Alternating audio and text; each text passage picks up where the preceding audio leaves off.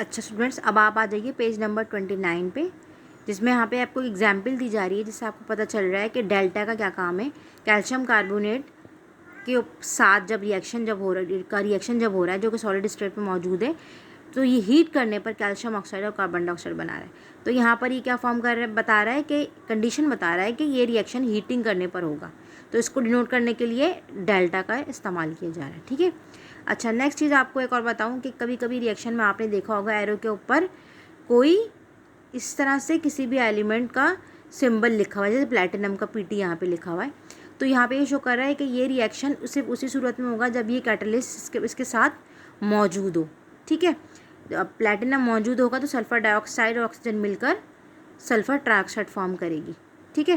तो ये reaction condition की बता रहा होता है। कैटलिस्ट आपको पता है कि क्या होता है। कैटलिस्ट रिएक्शन को स्पीड अप करने के लिए या उसकी स्पीड कम करने के लिए इस्तेमाल होता है। बेसिकली क्या है, जो कैटलिस्ट है वो रिएक्शन की स्पीड को चेंज करने के लिए यूज़ होता है। ठीक है।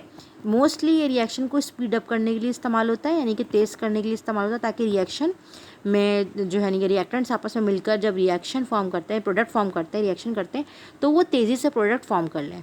सही है। लेकिन कभी कभी कंडीशन ऐसी होती है कि हमें क्या करना पड़ता है, रिएक्शन की स्पीड को कम करना होता है। तो वो वहाँ पर कैटलिस्ट जो है वो स्पीड को कम कर रहे होते हैं। सही है। तो ये तो कैटलिस्ट के टाइप में आप इंशाल्लाह आगे जाके पढ़ लेंगे, कोई मसले की बात नहीं। मैंने सिर्फ आपको भी ये बताया है कि कैटलिस्ट होते क्या हैं, जैसे कि यहाँ पर प्लैटिनम है।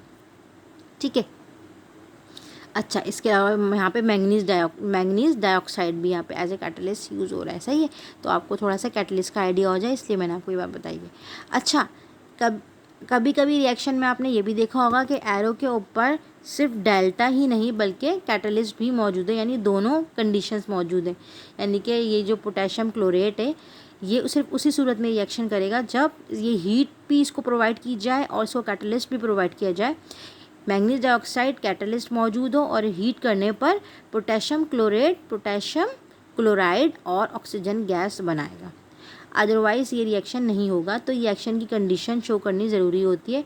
अब मैंने आपको बताया कि रिएक्शंस किस तरह से, इस सबसे आपको ये आइडिया हो गया होगा आई होप, कि किस तरह से केमिकल इक्वेशंस को लिखा जाता है और केमिकल इक्वेशन को क्यों लिखा जाता है, कैसे लिखा जाता है, और उसमें रिएक्टेंट्स कैसे होते हैं, प्रोडक्ट कैसे होते हैं, उसमें नंबर क्या शो कर रहे होते हैं, उसमें डेल्टा का साइन क्या शो करता है, उसमें कैटलिस्ट क्या शो कर रहा होता है।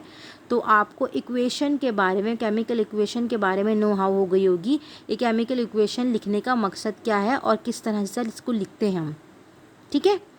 तो आप अपनी बुक में जितनी केमिकल इक्वेशंस हैं उनको स्टडी करेंगे तो आपको पता चलेगा कि केमिकल रिएक्शन किस तरह से लिखे जाते हैं, इसका आपको आइडिया हो जाएगा। ठीक है।